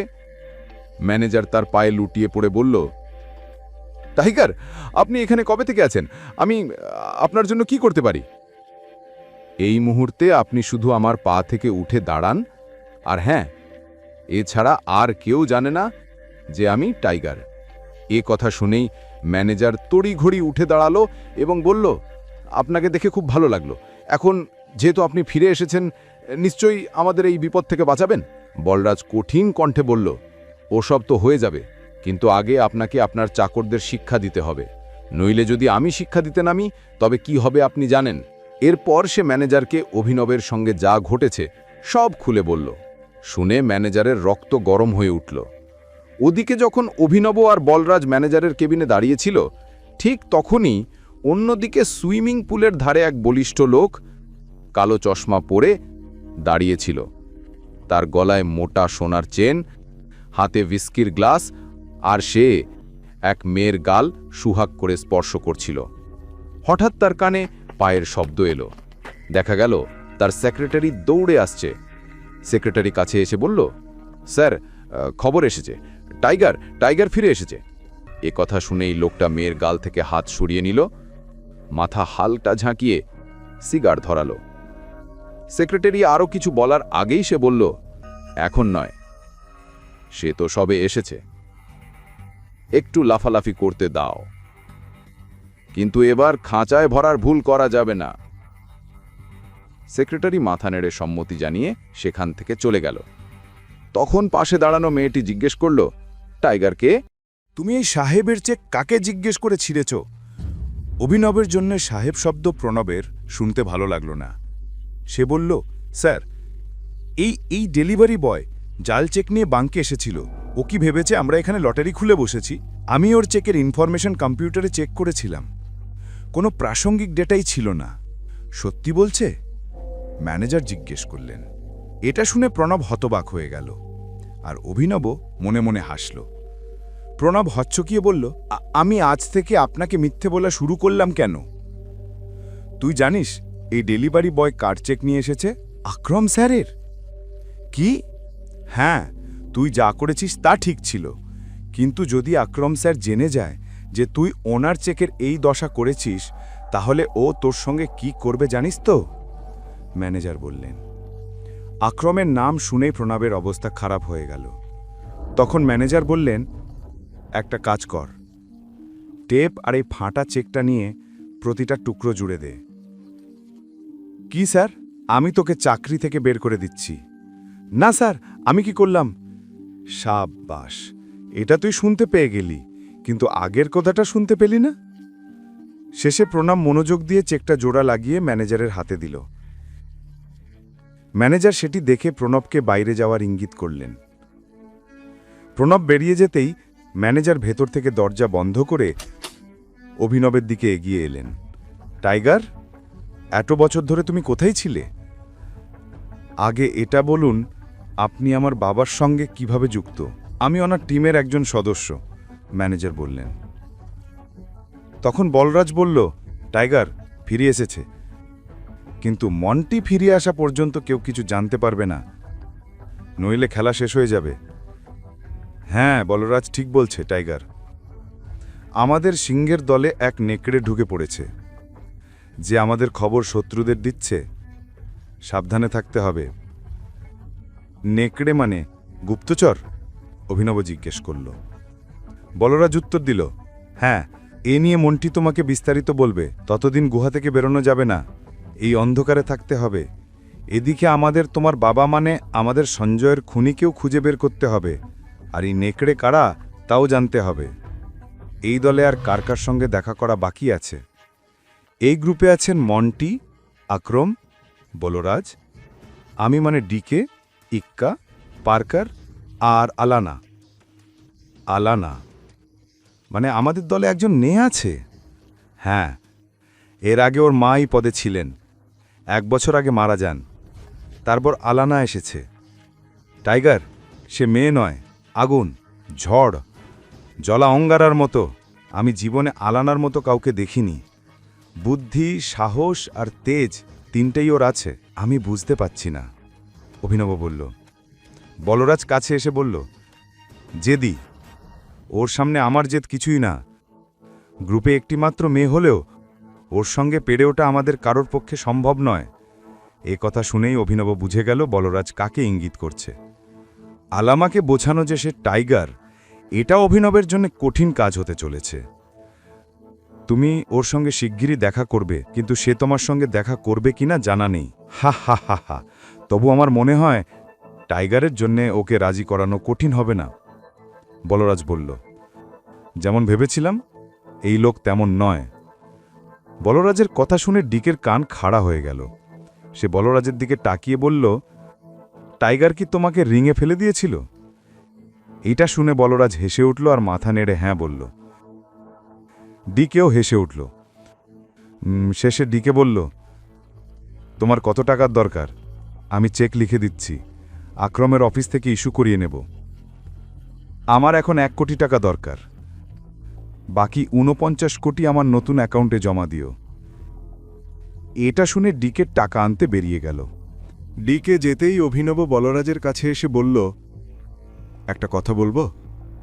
তুমি আলানার বিষয়ে কিছু জানো? বালরাজ তাকে উপর থেকে নিচ পর্যন্ত দেখল এবং বলল, বেশ তো, সব কিছু জানি, আবার কিছুই জানি না। মানে তুমি তো বুঝছোই আমি কি বলতে চাই। শুধু ওকে তোমার থেকে রাগ বা বিরক্ত হওয়ার সুযোগ দিও না। যাই হোক, এখন তোমার গাড়ির দরকার আছে। আমি আমার ম্যানেজারকে বলছি, এখান থেকে সোজা গ্লোব হোটেলে চলে যাও। সেখানে তোমার গাড়ি তোমার জন্য অপেক্ষা করছে। এখন টাকাটা আমি দিচ্ছি, পরে যখন তুমি গদিটা সামলাবে তখন আমাকে দ্বিগুণ ফেরত দেবে। এটা শুনে অভিনব জোরে হেসে উঠল।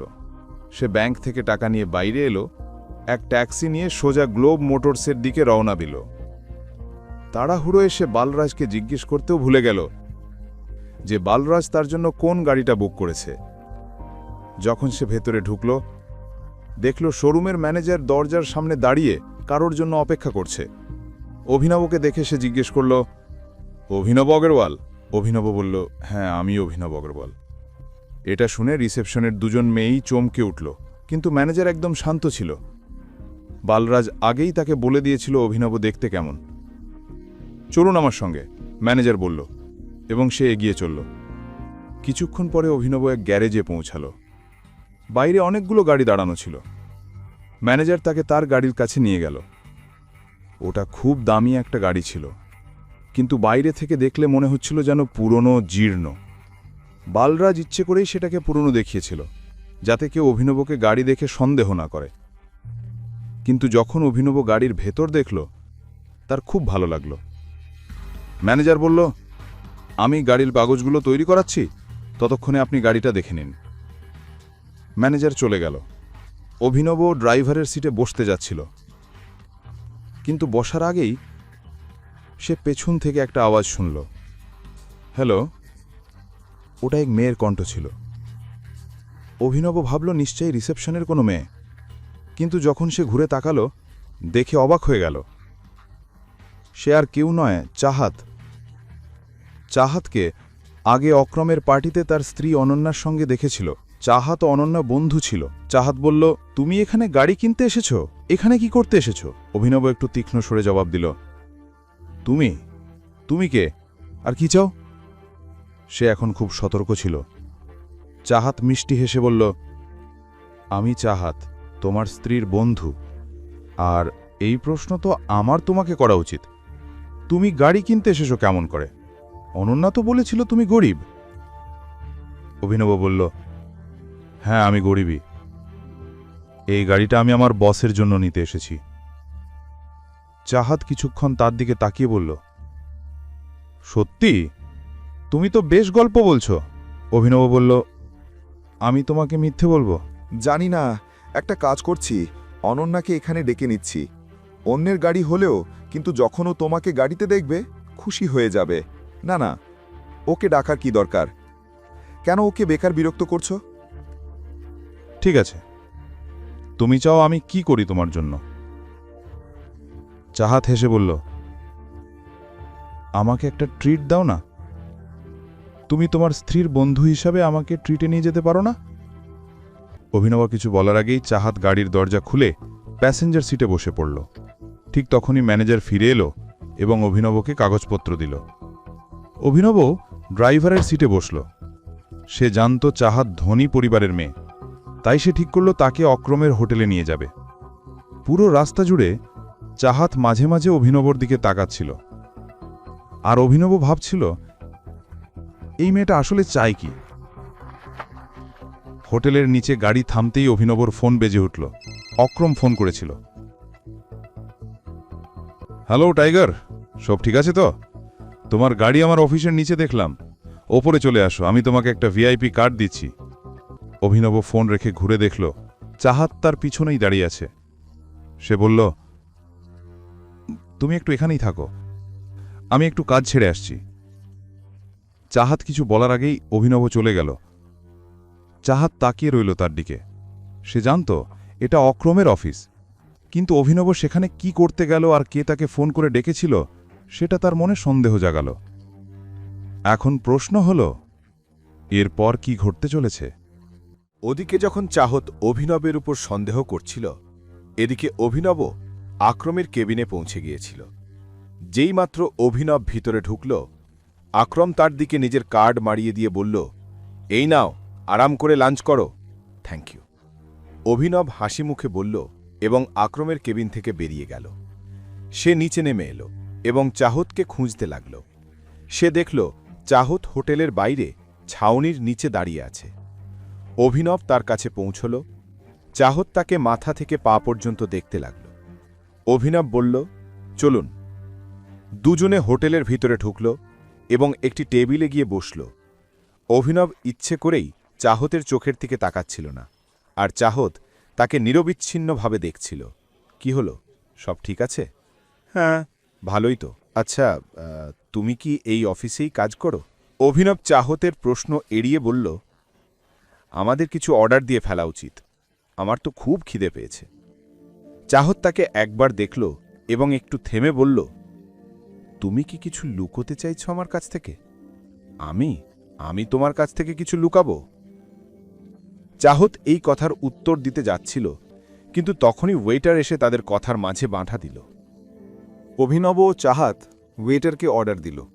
ওয়েটার চলে গেল, কিন্তু চাহাত তার প্রশ্ন ভুলে যায়নি। সে কথা ঘুরিয়ে আবার জিজ্ঞাসা করল, তাহলে তুমি কি করো? আমি একটা প্রাইভেট লিমিটেড কোম্পানিতে ছোট চাকরি করি।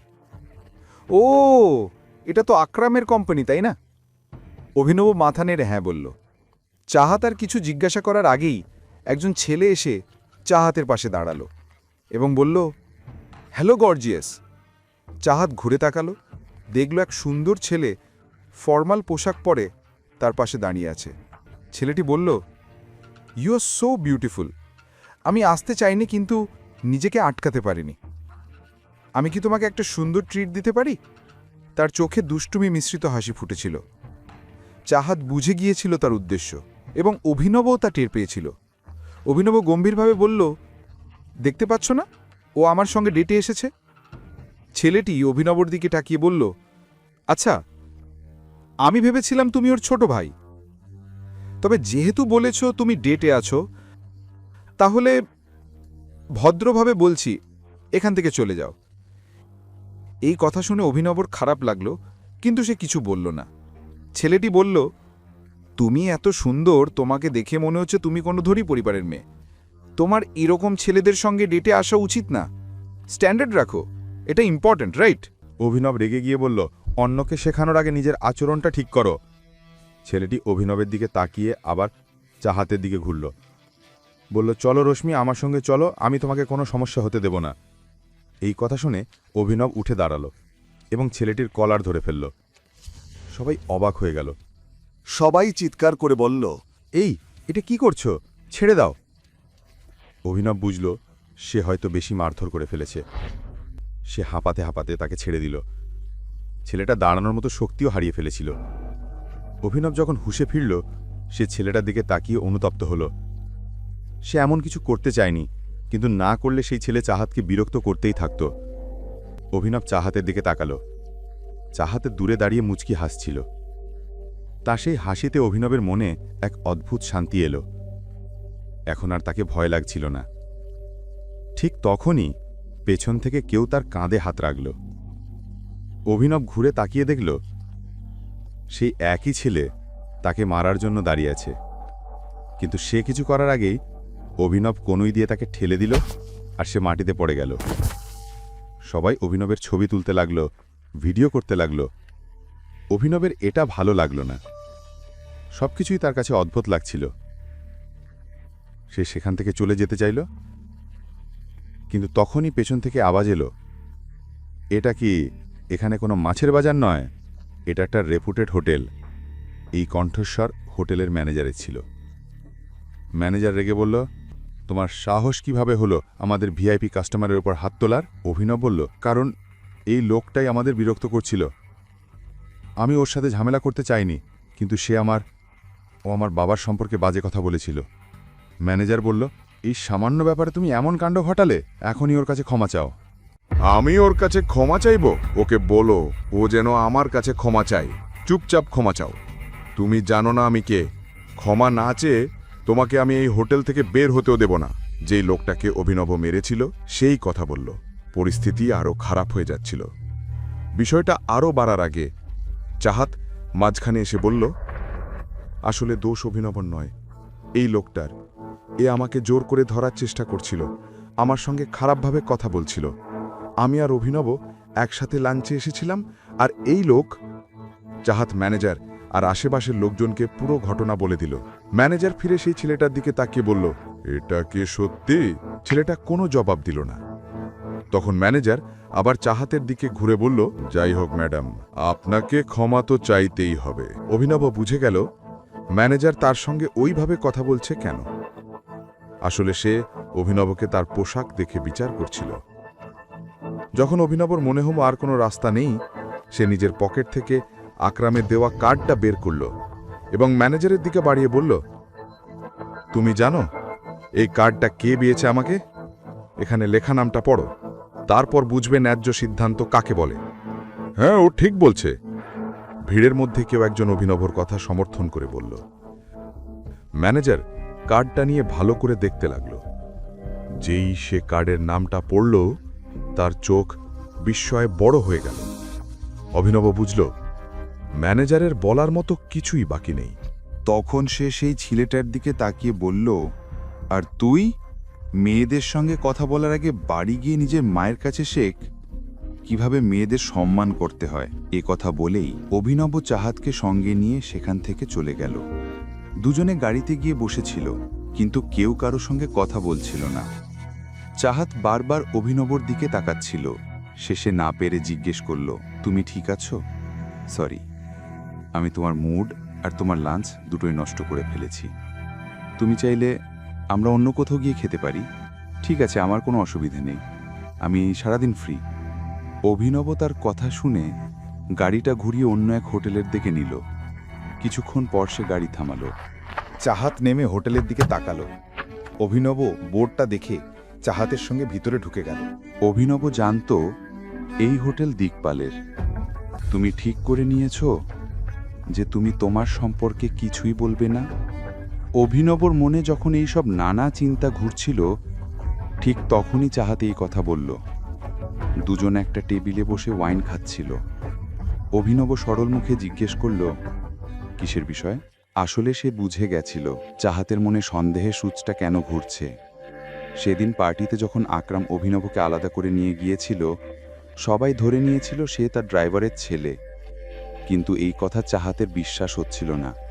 সে বলল, অদ্ভুত, আমি তো তোমার বিষয়ে জিজ্ঞেস করব, আমার বিষয়ে কেন? অভিনব বলল, আমার বিষয়ে বলার মতো কিছুই নেই, এবং চাহাতের দৃষ্টি এড়াতে চারদিকে তাকাতে লাগল।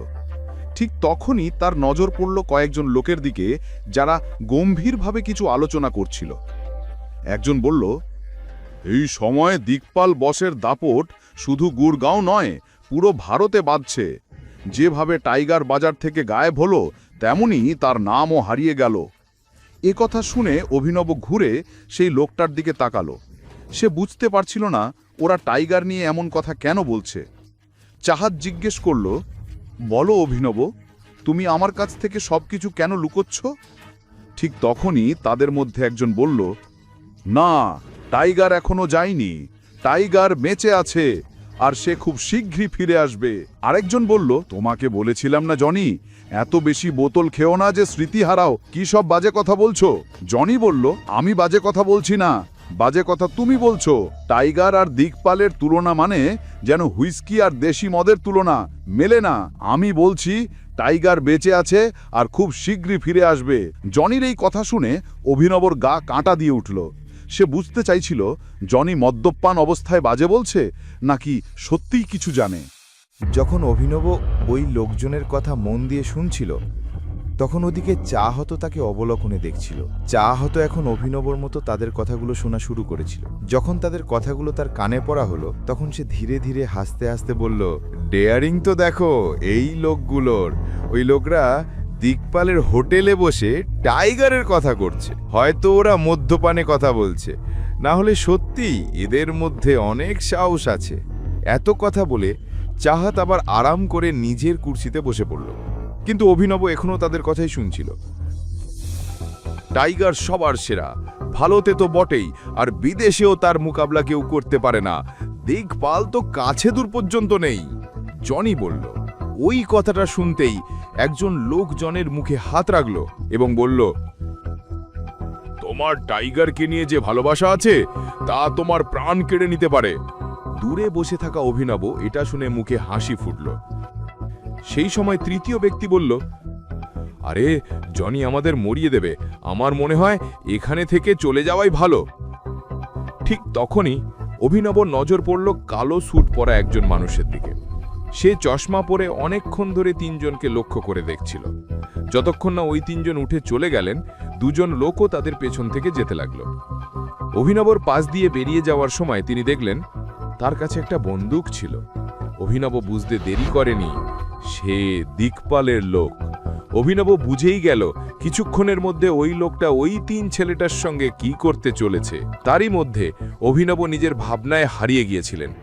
অভিনব তখন চাহত চিৎকার করে বলল এবং তাকে তার ভাবনার জের থেকেও বের করে আনল।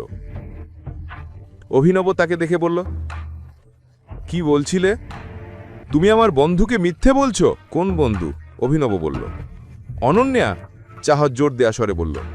অভিনব বুঝল কিছু গোলমাল হয়ে গেছে। তারপরও কথা সামলাতে চেষ্টা করে বলল, না এমন কিছু নেই, আমি কেন তাকে মিথ্যে বলবো? আর হ্যাঁ চাহাত, আমারও যাওয়ার দরকার, একটা জরুরি মিটিং আছে, আমাকে ওর জন্যই যেতে হবে। তুমি তো জানো আমি অনন্যার স্বামী, বাড়ি পৌঁছাতে যদি একটুও দেরি হয়ে যায় ও আমার প্রাণ নেবে। ও তো আমার উপর খুবই সন্দেহপ্রবণ। চাহত বলল, হ্যাঁ সন্দেহ? ও তো তোমাকে পছন্দও করে না, ওর মাথায় তোমার কথাই আসে না। তাহলে কেন ও তোমার ওপর সন্দেহ করতে শুরু করলো? অভিনব জানালেন, হ্যাঁ জানি, তবুও এখনই আমাকে যেতে হবে। কি আমি তোমাকে বাড়ি ছেড়ে দেব? চাহাত মাথা নেড়ে সম্মতি জানালো। তারপরে একটু সংকোচের সঙ্গে উঠে বলল, আমরা আবার কবে দেখা করব? শীঘ্রই। অভিনব কোনো উত্তর দিল না এবং হোটেল থেকে বেরিয়ে চলে এলো। বাইরে এসে দেখল জনি ও তার সঙ্গীরা পেছনের দিকে দৌড়ে যাচ্ছে। অভিনবকে এটা ঠিকঠাক লেগে ওঠেনি। সে চাহাতকে জিজ্ঞেস করল, তোমার বাড়ি কোথায়? অভিনবের চোখ সামনের দিকে ও পিছনের দিকে একসঙ্গে ছিল। চাহাত বলল, এখান থেকেই নেমে দাও, আমাকে যেতে হবে, কাজ আছে, আমি সেখান থেকে বের হয়ে যাব। কিছুক্ষণ পর অন্ধকার নেমে আসার সময় অভিনবর গাড়ি সেই লোকদের কাজ দিয়ে দাঁড়িয়ে গেল যারা একজনকে ঘিরে দাঁড়িয়েছিল। কাছে গিয়ে অভিনব জানতে পারল যে তারা ওই মেয়েটিকে মারছে। থামো, চিৎকার করে অভিনব বলল। তার আওয়াজে সবাই থেমে ফিরে তাকালো। অভিনব এক ধাপ এগিয়ে এলো এবং বলল, তোমরা কেন ওকে মারছ? কেউ উত্তর দিল, তাতে তোর কি? আমার কারণ আছে বলেই তো এখানে দাঁড়িয়ে আছি, অভিনব বলল। যদি জীবনে দাঁড়িয়ে থাকতে চাও চুপচাপ চলে যাও, নইলে ওর মতোই গোটা জীবন লম্বা করে দেব। একটা হট্টে কাট্টে ছেলে অভিনবকে ঘুরে দেখল এবং বলল। এই শুনে অভিনবের হাসি পেল। সে বলল, আরে এই লাইনটা তো আমি তোদের বলতে যাচ্ছিলাম, তুই আমার লাইন চুরি করলি, এখন তো তুই বেশি মার খাবি। এই কথা তাদের রাগ আরও বাড়িয়ে দিল। তাদের নেতা এগিয়ে এসে বলল, আরে নায়ক হতে চাইছিস? জানি না গুড়গাঁওয়ে এইসব হিরোগুড়ি কাজে আসে না, চুপচাপ চলে যা, নইলে আমাদের একটা না দুই কবর খোঁড়াতে হবে। অভিনব কোনো উত্তর দেয়নি, সে শুধু তাদের দিকে তাকিয়ে তাদের সংখ্যা গুনছিল। সে একজন তরুণকে বলল, ভাই একটু পিছনে হটো। সেই ছেলেটি পিছনে সরে গেল। অবশেষে অভিনব তার গণনা শেষ করে বলল, হ্যাঁ এখন কবরস্থানকে ফোন করে বলে দাও যে তারা 2 কবর নয় 20টি কবর খুঁড়ে রাখুক। 2 লোক 20 জন মৃতদেহ কবর দেওয়ার জন্য আসছে। এই কথা শুনে অভিনবের সামনে উপস্থিত প্রতিটি মানুষের রাগ জ্বলে উঠেছিল। ওদিকে অভিনব মুঠি শক্ত করে লড়াইয়ের জন্য প্রস্তুত হয়ে গিয়েছিল। এক লোক দৌড়ে অভিনবের দিকে এলো এবং লাঠি দিয়ে আঘাত করার চেষ্টা করল, কিন্তু অভিনব তার লাঠি ধরে নিল এবং তার পেটে মেরে দিল। ছেলেটি মাটিতে পড়ে গেল। তখনই অভিনব পরিস্থিতি পুরোপুরি নিজের পক্ষে ঘুরিয়ে দিল। ওই ছেলেটি জনি এখনো পর্যন্ত মার খাচ্ছিল এবং ভাবছিল হয়তো সে আর বাঁচবে না। সে নিজেই অভিনবের এই রূপ দেখে হতবাক হয়ে গেল। তার কাছে অভিনব যেন ঈশ্বরের চেয়ে কম কিছু ছিল না। যখন অভিনব তাদের লিডারকেও মারতে মারতে অচেতন করে ফেলল, তখন সে ব্যথায় কাতর হয়ে বলল কিছু কথা, কিন্তু অভিনব কোনো উত্তর দিল না, শুধু তার চোখের দিকে তাকিয়ে রইল। লোকটি উত্তর জানার জন্য ব্যাকুল হয়ে উঠল, কিন্তু তার আগেই সে নিচে পড়ে গেল। চোখ বন্ধ হয়ে গেল এবং নড়াচড়া বন্ধ করে দিল। তাকে এই অবস্থায় দেখে অভিনবের মুখে একটুখানি হাসি ফুটে উঠল। ওদিকে জনির মুখ অবাক হয়ে খোলা রইল। সে তার জীবনে এমন কাউকে দেখেনি যে একসঙ্গে এতজনকে হারিয়ে দিতে পারে। সে ধীরে ধীরে অভিনবের দিকে এগিয়ে এলো। অভিনব দেখল তার ঠোঁটের কোণের রক্ত লেগে আছে, চোখের নিচে কালো দাগ, পায়ে মচকেছে, কাপড় ছেঁড়া। মোট কথা তার অবস্থা খুবই খারাপ। অভিনব সময় মতো না এলে হয়তো সে মারা যেত। ছেলেটি অভিনবের কাছে এসে জিজ্ঞেস করল, হ্যাঁ, আপনি কে আর আমাদের জীবন কেন বাঁচালেন? জনি এই প্রশ্নের উত্তর জানার জন্য ব্যাকুল হয়ে উঠল। তার বন্ধুরা তখনও রাস্তার উপর অচেতন হয়ে পড়েছিল। অভিনব 1 সেকেন্ডের জন্য তার দিকে তাকিয়ে বলল, আমি কে সেটা আমি তোমাকে বলবো, কিন্তু তোমাকে প্রতিশ্রুতি দিতে হবে যে তুমি কাউকে বলবে না আমি কে। জনি কোনো দ্বিধা না করে মাথা নেড়ে সম্মতি দিল। অভিনব তার জীবন বাঁচিয়েছে, তার জন্য এমন একটি ছোট গোপন রাখা তার কাছে কিছুই না। অভিনব তার কাছে এসে কানের দিকে ইশারা করল। জনি মাথা ঝুঁকিয়ে কান এগিয়ে আনল। অভিনব ধীরে ধীরে তার কানের কাছে গিয়ে বলল, আমি টাইগার। এ কথা শুনে জনির চোখ বিস্ময়ে বড় হয়ে গেল।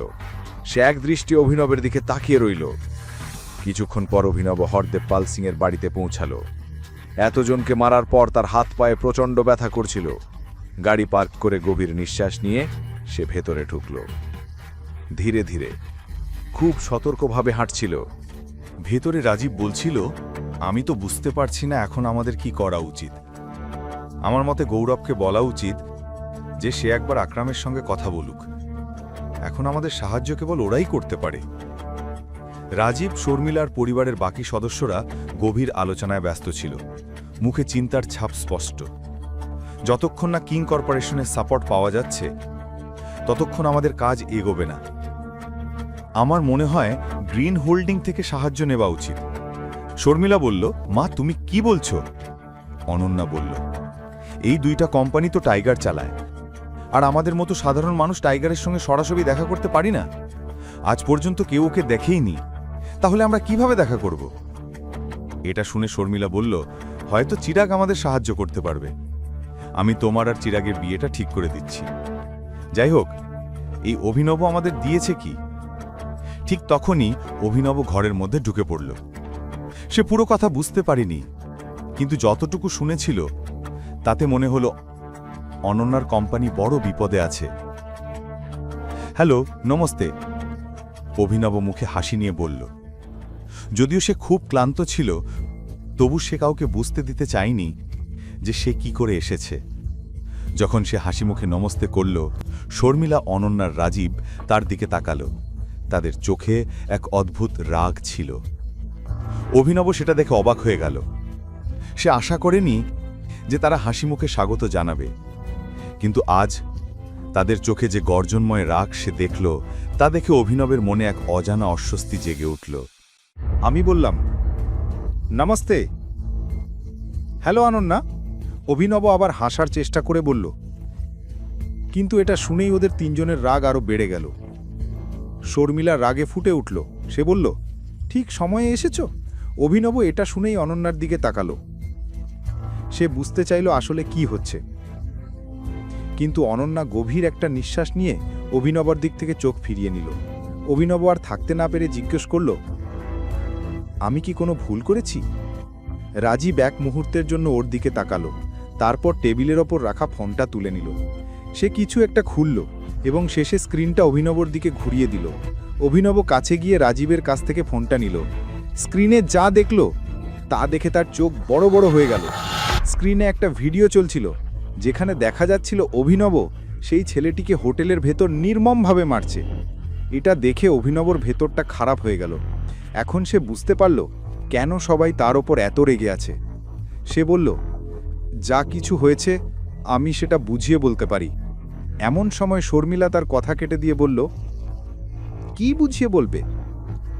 যে নিজের খাবারের বিল পর্যন্ত দিতে পারোনি, আর সেটা এড়াতে তুমি ওই ছেলেটাকে মারলে? অভিনব কিছু বলার আগেই অনন্যা সামনে এসে বলল, আই কান্ট আন্ডারস্ট্যান্ড। এত দামি জায়গায় খেতে যাওয়ার কি দরকার ছিল? তুমি তো বলেছিলে তুমি চাকরির জন্য যাচ্ছ। অভিনব এখন ফেঁসে গেছে। সে আবার ভিডিওটা দেখতে লাগলো। পুরো ভিডিওতে চাহাতকে কোথাও দেখা যাচ্ছিল না। এটা দেখে অভিনবর যেন প্রাণ ফিরে এলো। যদি তারা জেনে যেত অভিনব চাহাতের সঙ্গে ছিল, তাহলে তার পক্ষে কিছু বোঝানো আরও কঠিন হয়ে যেত। সে চায়নি এমন কিছু করতে যাতে অনন্যা আরও বেশি রেগে যায়।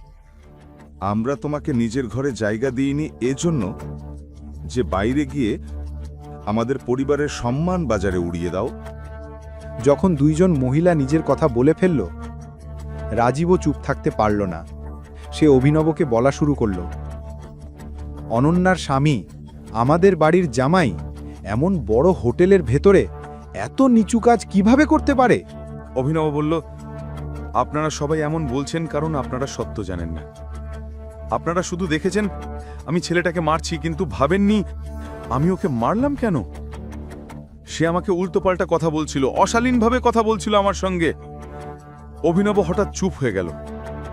তার মুখে প্রায় চাহাতের নাম চলে আসছিল। অনন্যা তৎক্ষণাৎ জিজ্ঞেস করল, তোমার সঙ্গে কে? সে অভিনবের চোখের দিকে তাকিয়ে রইল উত্তর জানতে। অভিনব চাইছিল অনন্যা যেন চোখ ফিরিয়ে নেয়, কিন্তু সে তা করল না। অনন্যা ধীরে বলল, এই ভিডিওটা পুরো দেশে ভাইরাল হয়ে গেছে, এখন তুমি কি করবে? অভিনব ধীরে বলল, সরি, কিন্তু যা ওই ছেলেটার সঙ্গে হয়েছে আসলে তার সাথেই হওয়া উচিত ছিল। এটা শুনে শর্মিলার রাগে ফেটে পড়ল। সে ক্রোধে অভিনবের দিকে এগিয়ে গেল। তার মনে হচ্ছিল অভিনবকে এক চড় মেরে দেয়, কিন্তু নিজেকে সামলে নিল। সে বলল, আমরা যখন তোকে ভদ্রভাবে কথা বলছি, তুইও ভদ্রভাবে কথা বল। পরিবারের সম্মান নষ্ট করার পরও বলছিস তুই যা করেছিস তা ঠিক করেছিস। তুই ভাবছিস আমরা তোকে প্রশংসা করব? না তোর কোনো চাকরি আছে, না তুই পরিবারে সাহায্য করতে চাস, তবুও অন্তত এমন কিছু করিস না যাতে আমাদের পরিবারকে লজ্জা পেতে হয়। শর্মিলা, শান্ত হও। রাজীব তাকে থামাতে চাইল। অনন্যার বিয়ে যদি কারো সঙ্গে হওয়া উচিত হয় তাহলে সেটা চিরাগের সঙ্গে, শুধু চিরাগের সঙ্গে। এটা শুনে অনন্যার চোখ বড় বড় হয়ে গেল। সে শর্মিলার দিকে তাকিয়ে বলল, মা, আমি কবে বললাম যে আমি চিরাগকে বিয়ে করতে রাজি? শর্মিলা বলল, তোর রাজি হওয়ার দরকার নেই। আমি তোর মা, আর আমি জানি তোর জন্য কি ভালো। এর সঙ্গে থাকলে সারা জীবন কষ্ট পাবি তুই, আর তোর কোম্পানিরও তো সাহায্য লাগবে। চিরাগ ছাড়া আর কেউ তোর কোম্পানিকে আবার দাঁড় করাতে পারবে না। অনন্যা বলল, না মা, তা ঠিক নয়। আমি নিজেই আকরাম স্যারের সঙ্গে কথা বলবো, তিনি আমাকে সাহায্য করবেন।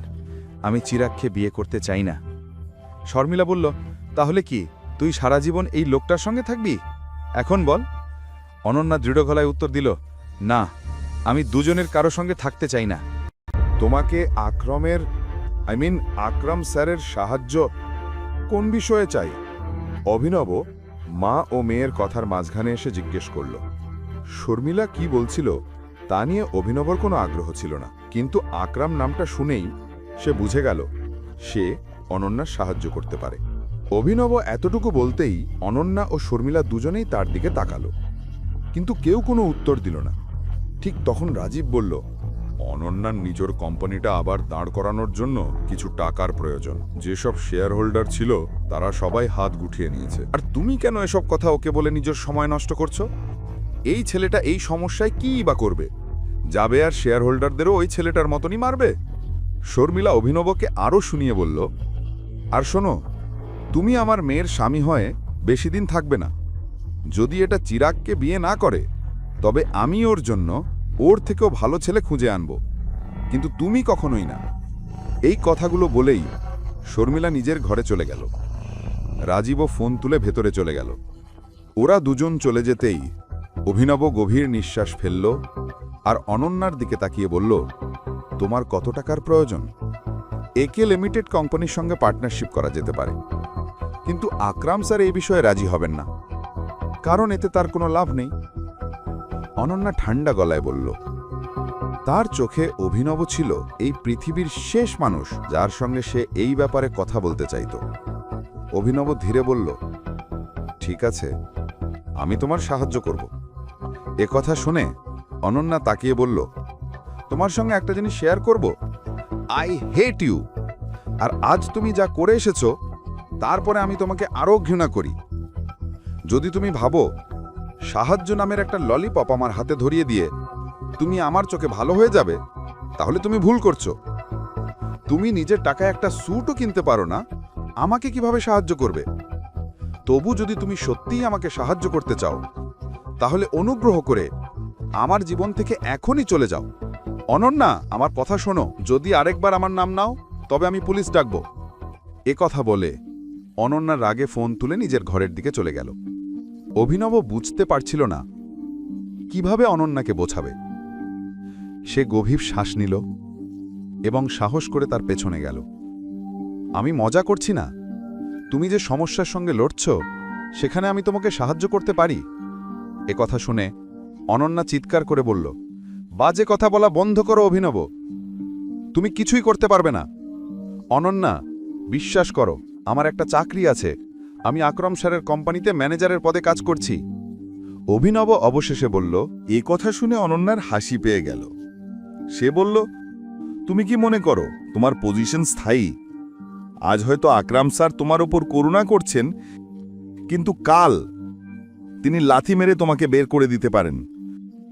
তুমি আর তোমার মতো হাজার লোক তার কাছে কিছুই না, বুঝেছ? এই বলে অনন্যা ঘরে ঢুকে দরজা বন্ধ করে দিল। অভিনব আবার তার ঘরের বাইরে দাঁড়িয়ে রইল। ঠিক তখনই তার ফোনে একটা মেসেজ এলো। ওটা ছিল তার ক্লাসমেট হরিশের, যে হরিশ তার সঙ্গে ডেলিভারি কোম্পানিতে কাজ করত। মেসেজে লেখা ছিল, আগামীকাল সন্ধ্যায় রিইউনিয়ন আছে, দেবার ঠিকানায় সময় মতো চলে এসো। কলেজে পড়ার সময় সবাই তার দারিদ্র্য নিয়ে হাসত। ঠিক তখনই তার ফোন বেজে উঠল। দেখল আকরাম ফোন করেছে। হ্যালো টাইগার, আমার জেনির সঙ্গে কথা হয়েছে। তুমি যা বলেছিলে সেটা হয়ে যাবে, আর তোমার যে ভিডিওটা ইন্টারনেটে ভাইরাল হয়েছে আমি সেটাও মুছে ফেলার ব্যবস্থা করেছি। অল্পক্ষণের মধ্যেই সব জায়গা থেকে ভিডিওটা গায়েব হয়ে যাবে। ধন্যবাদ আকরাম। আর হ্যাঁ, আমি আমার সিদ্ধান্ত বদলে ফেলেছি, আমাকে ম্যানেজারের নিচের কোনো পদে দিও। কেন? আকরাম, আসলে আমার তোমার সাহায্য দরকার। অনন্যা একটা সমস্যায় পড়েছে আর তুমিই তাকে সেখান থেকে বের করে আনতে পারবে। আমি চাই না অনন্যা বা তার পরিবার জানুক আমি কে। তাই আমি ওদের বলবো আমি আমার ম্যানেজারের পদ আকরামের সঙ্গে সমঝোতা করে ছেড়ে দিয়েছি, আর বলেছি চাইলে কিছুদিন আমাকে কম বেতনও দিতে পারেন। বাহ, দারুণ পরিকল্পনা। এতে তোমার কাজও হয়ে যাবে, আবার পরিচয়ও গোপন থাকবে। হ্যাঁ, আর একটা কথা, কয়েকদিনের মধ্যেই একটা অকশন হবে, আলায়নাও সেখানে যাবে। তার সঙ্গে দেখা করার এর চেয়ে ভালো সুযোগ আর পাবে না। পুরো গল্পটি জানতে এখনই পকেট এফএম অ্যাপটি ডাউনলোড করুন, লিঙ্কটি রয়েছে বর্ণনায়।